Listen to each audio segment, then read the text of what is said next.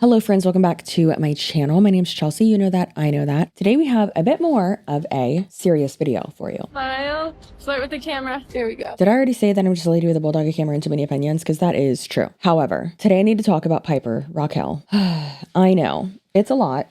It is a lot, but I just got to talk about it. So first and foremost, if some of y'all don't know who she is, I want to go over who Piper Rockelle is, the content house that she had because her mom is her momager, her manager, unfortunately, who her mom is, the allegations against her mom, the lawsuits, other crazy things that have happened. And then also I want to go over specific crazy parts of the lawsuit that was against her mom, which her mom denies all of the allegations that were made. And then also things that have more recently happened with Piper Rockelle, because I feel like she kind of, I don't want to say calmed down, but wasn't really in she was in the public eye, but she wasn't a hot topic for a while, right? But now we're back at it. So more recently, what has happened, people getting really upset, rightfully so. I was upset about it too, of her going to the Bop House, which is a content house, but it's all content creators who do OnlyFans. She's been sexualized for so long, basically her entire life. And her 18th birthday is on August 21st. And people, criminals, literal criminals, are counting down the days until she turns 18, right? All of those people should be in prison. However, we're going to talk about that. And I kind of knew this was happening on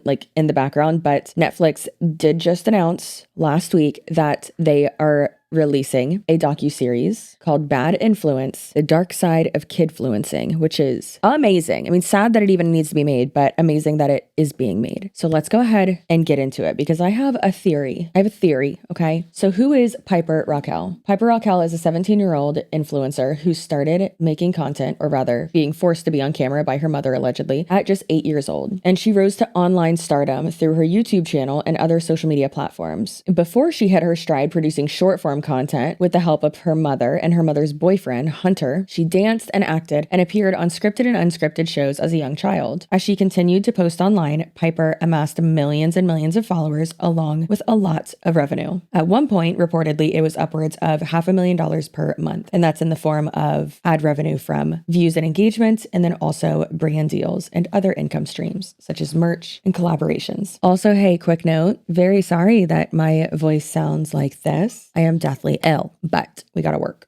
And I mean work. Now, when it comes to child exploitation online, Piper, I think at least is, I don't want to say a unique case study, but most of these family vloggers will also have themselves on camera. And it's the mom, and knowingly the mom is the main character, but realistically we know it's really the kids why most of the people unfortunately are watching. But here's the thing is that with Piper Rockelle, sure, it says it's her mom making all the content and doing all this and that, but realistically her mom's not on camera. Most people don't even know about her mom, or just know of her as a dark shadowy figure in the background. And you can say all day long, well, she wanted to be on camera, she wanted to, but children, and she is a child, she is 17 and her entire childhood has been online, they do not have informed consent. You can say, oh, well, they consented to it. No, they didn't. They're not old enough to be able to make that decision on their own. You know the crazy shit I agreed to when I was a dumb teenager? Would I do those things now or agree to them now? No, because I'm 34 years old. If I'm posting this on Thursday, March 20th, it's my birthday. Thanks. But you are not able to make that informed decision because you can't see past, next month, next year, things like that. You don't know how it's going to affect the rest of your life or your career or potential to get a job later on or your reputation and things like that. And as a mother, girl, you got one job, and that's to protect your kid, to feed them, clothe them, shelter them, and protect them. But overall, protect them. And in my opinion, this mother has done a horrible job at that. Now, realistically,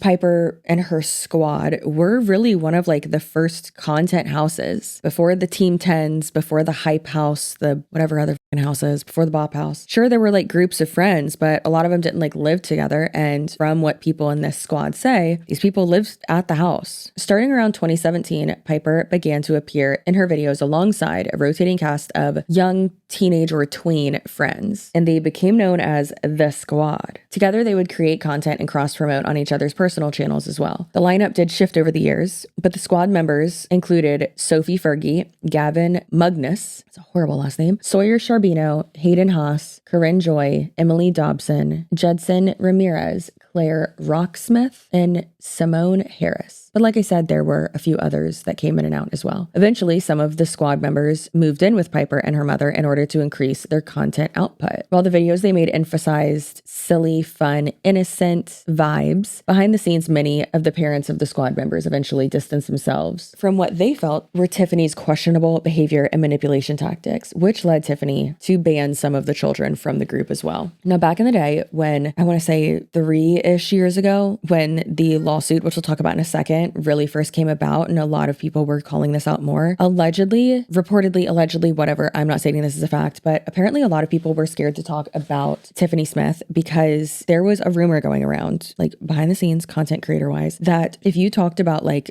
and tried to expose this as a commentary channel, she would like somehow get your channel flagged by YouTube by having like bot accounts like rush your account and have a bunch of fake followers, so that then it would like trigger something with YouTube and they'd be like, oh, this person's getting a bunch of fake followers, like let's shut down their channel. And from what I heard, again, I'm not stating this as a fact, she was like successful at that, which is crazy. Or having a bunch of bots downvote it, which basically kills the video and makes it to where it's not going to be pushed out at all, which sucks. Now, some of the parents of the squad members took issue with how Tiffany directed their children to behave. She would tell them to flirt with the camera or be sexy or to pose in a provocative manner. Smile, flirt with the camera. There we go. Eventually, some members of the squad began to allege that Tiffany had engaged in inappropriate behavior, and in January 2022, 11 of them filed a lawsuit complaining of exploitation and being frequently subjected to emotionally, physically, and sometimes sexually abusive environments perpetuated by Piper's mom. Now, like I said before, Tiffany Smith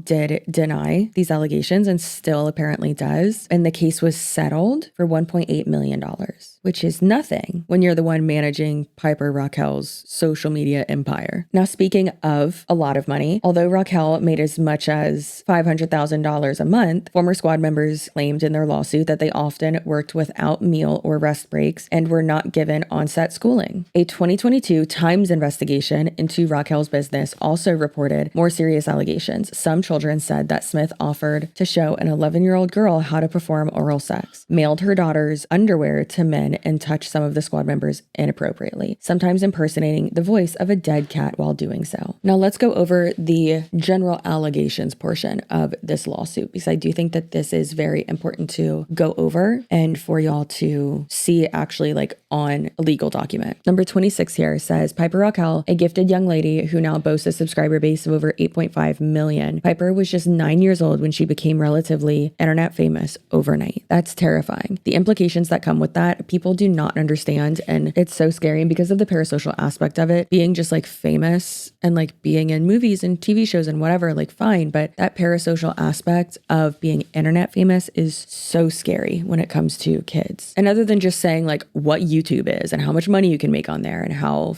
famous this little girl became and how her mom is the one responsible for that, but then goes on to list out like the time frames of these different plaintiffs, these different people being featured on the channel and how many videos they were featured in as well, which is very important for this next point. Plaintiffs' contributions to Piper Rockelles collectively span thousands of hours of labor, nearly 800 collective appearances, and Piper's 550 videos posted to her YouTube channel. The average viewership of Piper's YouTube channel nearly quintupled from 2018 to 2021, which clearly shows, you know, having more people in a like squad and having it be collaborative is boosting those numbers. And then number 34 here actually says that plaintiffs were never compensated for the use of their names, images, or likenesses in Piper's YouTube videos created and posted by Piper Rockelle and her parents, or mom and ex-boyfriend. Mom and mom's ex-boyfriend. This 9-year-old does not have a boyfriend. Wouldn't be surprised. But this does frame it as like they weren't paid, but hey, that's not even the worst part, which I do agree with. So let's go over a few things that she said to these children. Keep in mind, these are children. And even if we're talking children versus like not legal guardian, but like you have a fiduciary duty to that kid. Not even just that, like adult and child, but also you are essentially the director, producer, and like you are their boss in this scenario too. So it's like extra inappropriate, like professionally and personally. It's just disgusting. So let's see what allegedly she said. During a filming session, Miss Smith referred to another squad member when she told, yeah, I wonder since this boy has freckles, whether he has a bunch of freckles on his ding dong. I really hope y'all can hear my kid laughing in the background. Holy crap. It might make this video a little bit more ominous, but I hope it cheers you up because dear God, that thing is the only reason why I'm like not crying making this video because it's so horrible. And then another claim here is that Jesus Christ, that she referred to another squad member's ding dong as Dwayne the Rock Hard Johnson. Ma'am, why are you talking about a bunch of children's penises? That's weird. Miss Smith would frequently assume an alter ego identity as Lenny the Dead Cat and chase plaintiffs around her house, which was the usual filming site for the videos, shouting obscene and sexually graphic phrases such as, I'm going to boink you up the booty hole. I'm going to touch you in your sleep. Yeah, mama / little boy / little girl. Let's make out. Let's kiss. So, totally appropriate work environment. But that is not where her alter egos end, unfortunately. There was another one, Frank the Pug, and she would make similar sexually explicit and also racially offensive remarks to plaintiffs. So I guess the only difference between Lenny the Dead Cat and Frank the Pug is that Frank was racist. Cool. Apparently she would also frequently pair up members of the squad as couples or crushes for on-screen scenes and stuff, but then also telling them how to act and be no, forcibly grab her and kiss her and blah, blah, blah. And it's ma'am, this is pretend. This is not a SAG project. What's going on here? Where's the union? And then also telling them to wear skimpy clothing. Apparently she also asked another male minor if his balls had dropped, meaning if he had hit puberty, and then also asking the size or the length rather of his private area. And then apparently she was physically aggressive or abusive with some of the squad members too. That's my kid screaming in the other room.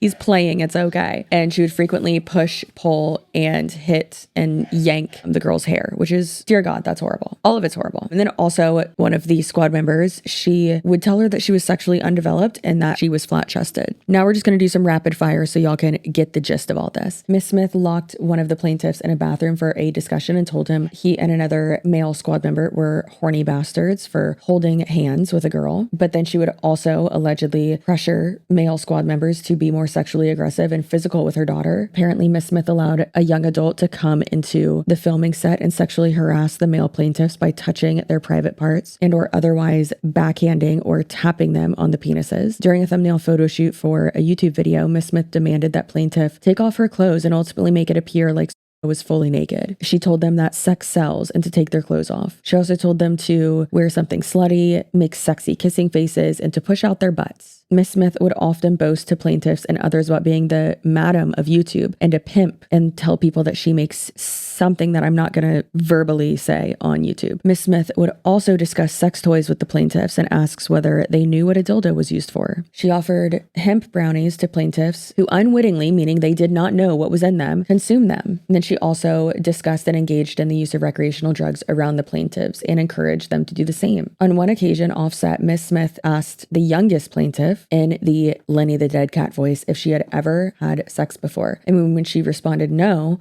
Miss Smith said, well, I think you should. Miss Smith would also ask in the cat voice whether she wanted to, quote, see her male privates or smell her smelly male private parts. On one occasion in particular, Miss Smith sat on the bed next to the youngest plaintiff and began moving her hand up the youngest plaintiff's exposed leg toward her female private parts. Then the youngest plaintiff recoiled and knocked her hand away. On several occasions, Miss Smith, in Lenny's voice, would grab a broom and rub the broom handle over his face and head, telling her that it was Lenny's big, smelly penis. Finally, on yet another occasion, after running into the bathroom to hide from Miss Smith, the youngest plaintiff heard Miss Smith outside the door say, I have my pants down. Do you want to come see? When she finally came out of the bathroom, Miss Smith ambushed her, grabbed her by the neck, tossed her onto the bed, and began pretending that her right arm was Lenny's penis, rubbing it all over her face and head and mouth. Miss Smith inappropriately touched another plaintiff on numerous occasions, as well as rubbing her exposed thighs and moving her hands toward her genitalia, constantly spanking and or slapping her buttocks, sticking her finger and poking her anus over her clothing when she walked by, Miss Smith commenting on how big the plaintiff's breasts were and how how they looked and then attempting to squeeze them. On one occasion, taking a wooden spoon and smacking it all over the plaintiff's body. She also tried to spit in the plaintiff's mouth and on her face one time. And this was when Miss Smith was on top of the plaintiff when the plaintiff woke up in the morning. On another offset occasion, one plaintiff accompanied Miss Smith to the local post office where Miss Smith mailed out several pairs of Piper's soiled training bras and panties to unknown individuals. Miss Smith remarked to the plaintiff that old men like to smell this type of stuff. On another occasion, a plaintiff witnessed Piper Rockelles' mom grab Piper's face and make out with her in an attempt to teach her how to kiss. On another occasion, offset, Miss Smith was at a local Taco Bell drive-thru with her then boyfriend, the mom, her ex-boyfriend, a male plaintiff, Piper, and another squad member at the time. And she was asked by the drive-thru operator if she wanted sauce with her order. Miss Smith responded by aggressively rubbing her breasts and exclaiming, "Yes, daddy, extra sauce, please." What? Miss Smith would oftentimes make numerous other sexual subjective remarks to the male plaintiffs and or embarrass Mr. Hill in an attempt to make him jealous of her relationship with the male plaintiffs. Miss Smith would frequently spank or otherwise slap several plaintiffs' buttocks and also attempt, and occasionally succeeding in, probing or otherwise sticking a finger in the plaintiff's anus as they passed. On another occasion, Miss Smith accessed and showed a pornographic website to a plaintiff. On several other occasions, Miss Smith would accuse several male plaintiffs of masturbating on set. On numerous occasions, Miss Smith would verbally harass and yell at and curse at plaintiffs if she felt that they were doing something wrong in videos, which would oftentimes cause the plaintiffs to break down or cry on set or after when they got home to their families. I will have the entire complaint linked down below. It is 147 pages. It's pretty crazy. And I can definitely understand why the plaintiffs would have settled instead of going through that very, very publicly and having it, potentially drawn out for a really long time. Now, we talked about this entire situation that has happened more recently on my podcast, the Here for the Clout podcast, but I'm going to go over it now as well. So there is a content house on primarily TikTok called the Bop House, and a bop means a hoe. Right. And the thing is that in this house, it's OnlyFans creators who are making anywhere from $200,000 a month to like $5 million a month, which is, dear God, that's insane. Please put it away. Pay your taxes and put it away, please.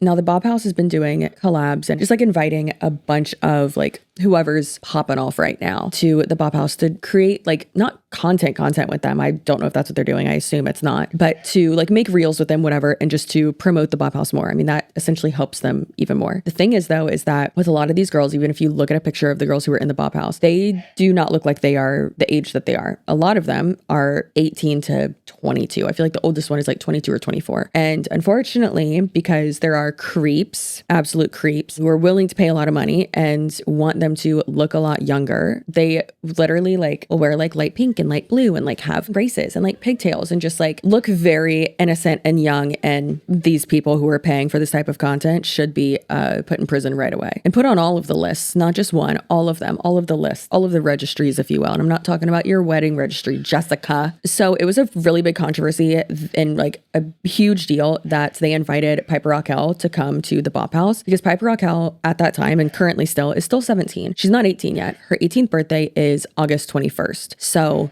the fact that they had that they invited a minor there to create content with them, even if it was just TikTok content, they are then marketing her basically to their demographic, which is all creepy ass men. And it has been known for, I literally want to say like a decade, but at least 5 years now, that Piper Rockelle's audience, since she was like a little itty bitty little tween, was primarily older men. That's insane. That is wild. And it's not just like, oh, that's so crazy that like someone found that out. No, like the person who's running the channel, which is her mom, knew that. She could clearly see that. So that's extra messed up. So it was a huge deal and still is, obviously. But a lot of people have said like, oh, y'all aren't ready for when she turns 18. And a lot of people are making the assumption like, oh, she's going to start OnlyFans. Piper technically already has like her own OnlyFans. If you go to like, what is it, piperrockelle.com or something like that, there's like pictures of her in like bathing suits and stuff that are being sold. And it's in her link tree. It's managed by her mom or whatever. And I keep thinking like, okay, I want to see if it is actually like, explicit. But then it's also like, hey, no, I don't, because I don't want to see that. But then for like research purposes, shouldn't we know what's behind there? But then I'm also like, hey girl, I'm not trying to end up on a list. No, it's insane and wild. And I'm just going to assume that it is something very explicit. And that's horrible, obviously. But they know, or rather her mom knows that. And we can say all day long, well, she does it. If you're being exploited and have been exploited and groomed basically since you were 7 or 9 years old, one, you're not going to know better. But but two, like she's seen what her mom has done to all these other people, and her mom has all of her money allegedly. So your mom controls her life. Like, what are you going to do at that point? But yes, when she turns 18, or even now, I guess she could like sue her mom for all of her money. Or I don't know. It's crazy. It's wild. It's super scary. And Piper is a victim. If she knows it or not, she's a victim. And when she turns 18, she could still be a victim because, you know, that mindset, that trauma bond that you have with your abuser. And her mom, in my opinion, and in the opinion of a lot of other people, is an abuser, not only of Piper, but a lot of other people. So a lot of people keep saying like, oh yeah, obviously she's going to start an OnlyFans when she turns 18. I hope to God that she doesn't. I hope that she comes out with her own story and just fucking releases that shit, comes out with a book or something, and then just like drops off the face of the earth. If she wants to keep creating content, okay, but like I hope she allows herself some privacy.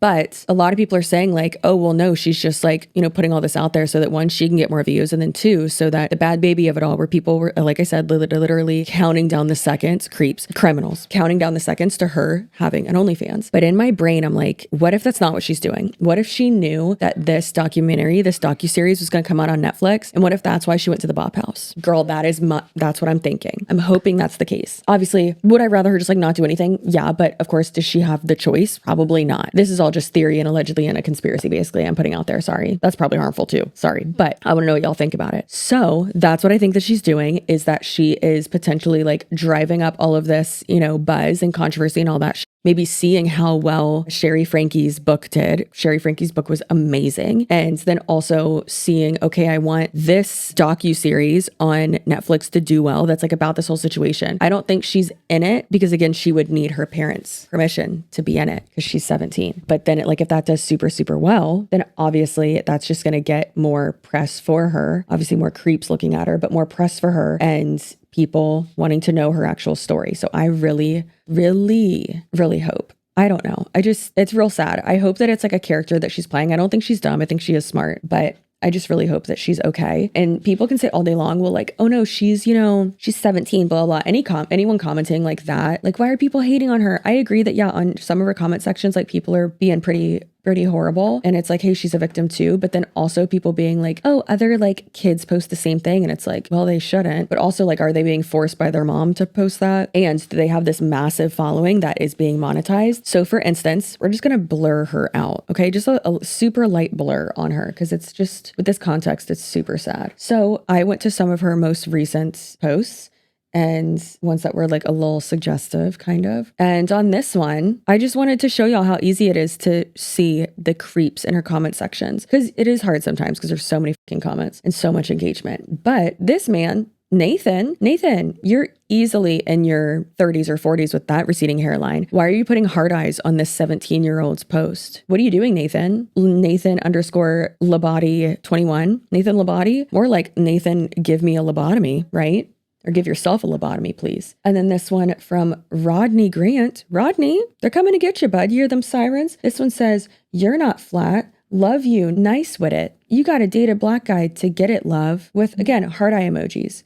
Rodney, you're easily in your 40s or 50s. Prison, penitentiary, state penitentiary. Rodney, what do you have on your computer? You should be in prison. You might be thinking, Chelsea, you shouldn't be showing those people's usernames. No, those people are a danger to society. Thank you very much. And then another thing that I really don't like, I feel like I just have to mention it anyways, but still, Piper is having to get all of her ad reads and everything and sponsors signed off by her mother. That is how that works. She is under 18. It would be illegal if she had it done otherwise. And for these brands to approve these campaigns of her promoting like restrictive eating and like counting calories to other young girls, when she herself has even said that she's recovered from 2 eating disorders. And it's like, but yet you're promoting super restrictive eating with a calorie counting app that literally that's impossible for that to work unless you like plug in exactly what the stuff from like the nutritional thing on the back. Like that's not how that works, or it's not how you're at least saying it works. That is awful. I'm not inciting violence. This is a joke, and which is my opinion, but I really hope she curb stomps her mother, and I hope that her mother goes to prison and never sees the light of day ever again for all of the horrendous shit that she's allegedly done, if true. But also I hope that she gets all of her money, if not, I mean, at least 50% or hell, even 25% of it, or at least gets control of those accounts, because, you know, even if she gets control of those accounts or gets like a book deal or something, that would be really, really good for her. And then she can, you know, do whatever she wants. She could possibly never work again. That'd be great for her, I think. Or hey, maybe could take her childhood back and get to experience being a young adult and not have to deal with her mom trying to live through her and be cool and be a pedophile without the P. Well, I mean, with the P, but you know. Anyways, this video was disgusting and I hated it, but I really wanted to talk about it because this docuseries is literally coming out in like a week and a half. And so I really wanted to talk about it because I haven't seen or heard many people talk about it. This is basically a promotion for Netflix. So definitely please go watch that. I think that it needs to be talked about. I think these people's voices need to be heard. And I think that she needs to have charges brought against her for all the shit that she's done. And I really hope that my like conspiracy theory about Piper Rockelle and what she's like planning to do when she turns 18 is true. That would be the move for her. The like longevity of it, like turning your not 15 minutes of fame. I mean, it's been longer than 15 minutes, but this like 15 minutes of fame type of like clickbaity bullshit and like over sexualized exploitation, turning that into 15 years of a career and like of money to where you could do whatever you want. That'd be amazing. And I really hope that she does that instead of continuing to exploit herself. So anyways, I wish Piper Rockelle's mom the worst, Tiffany Smith. Also, what happened to all your cats? You had about 45 cats in that house. What happened? We should bring back public stonings. That's a joke, but also, hey, let's bring it back. I got my rocks ready. You have your rocks ready? Mine are all real jagged and look like tumors. Anyways, if you're still watching, if you're still subscribed, thank you. But also if you're still watching, thank you. If you're not subscribed, click off now. This pep talk is not for you. Hey, if you're subscribed, thank you so much. Your butt looks so good. Thank you for staying in it with me during this video. I know what a lot of y'all will do if you don't like the topic. You'll literally just like turn down the sound and like walk away from your phone, but like keep it playing. I appreciate that. But this topic's insane. I can't wait for this docuseries to come out because I think it's so important and it needs to be talked about more because a lot of people are not understanding. More people are, thank God, they're not understanding the child exploitation of all of it. With Ruby, Frankie, and all that, they are, but Ruby was in the videos, you know? So it's like the big bad or like the villain was on camera. With this, Tiffany's more in the background and in the shadows, right? So I think this is a new POV, if you will. Not to, you know, Michaela Naguera, jump scare, but a new POV. That's very important. Or a new angle, rather, not POV. Let's use POV correctly in 2025. Dummies. Robert Welsh just like clapping and screaming in his home office watching this video because that's one of his biggest pet peeves is when people use POV incorrectly. Same here though. All right. Well, I appreciate you. I love you. Stay spicy, stay assertive. Go be the badass bitch that you are, okay? Your butt cheeks look amazing. Okay, bye.